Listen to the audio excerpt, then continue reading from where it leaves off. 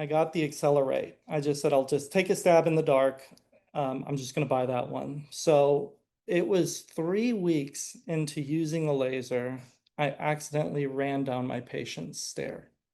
I couldn't believe it. I gave 4 running steps and I almost started to cry because I couldn't believe I had run. I never thought I would run again in my life. Now, the surgeon had told me, when I went back for the reeval, before I got the laser, he said, look, if you don't have this surgery in 10 years, you're going to have an ankle replacement. And so I'm like, I'm going to be 52 years old and I'm going to have an ankle replacement. This is insane. So, and then he looked at my neck. He goes, you also need surgery on your neck. So both of them were about an 8.5, on average daily pain. So after the 3 weeks, I ran down my patient stairs. It was 2 days later. I was explaining to somebody how I had seen a webinar, and there was a lady with a Chiari-1 malformation, and she had the surgery, but was still having, terrible pain, and she couldn't move her head more than probably 5, 10 degrees at the most in any direction. She was basically boxed in. So he goes, you always have to treat the scars. So, and that's been a staple of my life because of this story. So, um, I was telling somebody how he had just for 2 minutes pulled it to the left on the scar, pulled it to the right. He was lasering her actual scar and then pushed it up, pulled it down, and then left like for 2 minutes, right for 2 minutes. And when she was done, her range of motion went almost perfect in every direction. But when she looked up, the audience gasped.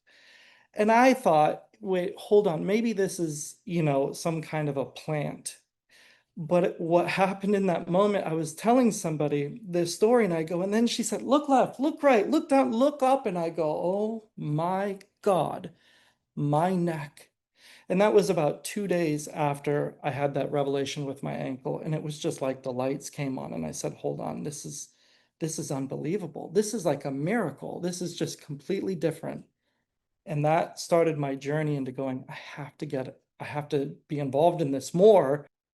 So what was so interesting about it is watching the experience of my patients. Like many of my patients I've had for years and years. And to introduce a laser to them, and there's always something that like you just can't fix, or they're like, yeah, it's the same thing, my low back or my shoulder or this spot here or that there. And I put the laser on them and they're like, wait a minute, hold on. That is the best it's ever felt. And then adding the lasers, they just kept going, oh my God, that's so much better. I don't understand. And I'm like, I don't understand either. And now at this point, I knew nothing about mitochondria, the proteins, what it does. I just was like, it's light. I don't know, it works. So oddly enough, and we're going to get into a little bit of it here, is, when you start going over the different colors, what they do, you'll see that there's an increase of ATP, and we're going to go over that in a minute. Um, but the real miracles happened when I got the GVL. And so at that point, I had a base station. I had the Accelerate, which was double red, the EVRL, which was red violet, and then I had the GVL, which is green violet. So going into the science of it now, basically you have four proteins that are before ATP synthase. And, for those of you who are lay people that don't know, if you look at, your proteins, your fats, and your carbohydrates, look at them like they're crude oil for a gasoline car. Like there's a lot of value in a barrel of crude oil, just like fats, proteins, and your carbohydrates. But it's got to go through a refinery to make gasoline so your car can function. Well, the refinery is the electron transport chain, and that's located in the mitochondria. So there's four proteins before you actually make the ATP synthase, or you go to ATP synthase where ATP is made. If you have a bottleneck in any one of those areas, that's going to be the rate limiting factor of how much ATP you can make because it can't scoot along the chain. So complex 1 and 2 is stimulated by violet. When you put that violet beam on, just one single violet beam, that will increase ATP production by 40%. Complex 3 is stimulated by green, and that will give you a 40% increase of ATP production. So if you can imagine, in the GVL alone, you get an 80% increase of ATP wherever those wavelengths are absorbed into the cell.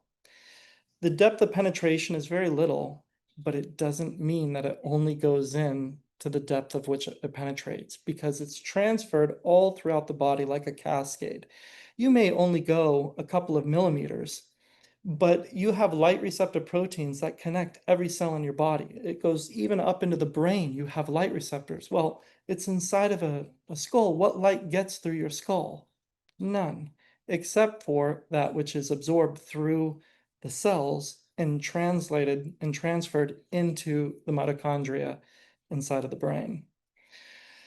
So, going over those complexes, complex 1 and 2, it's great for neurogenic pain and inflammatory pain, and also nerve regeneration. So if you have nerves that are damaged from, insults, like disc pain, like from discs or trauma, this is going to be a wonderful wavelength of light for you.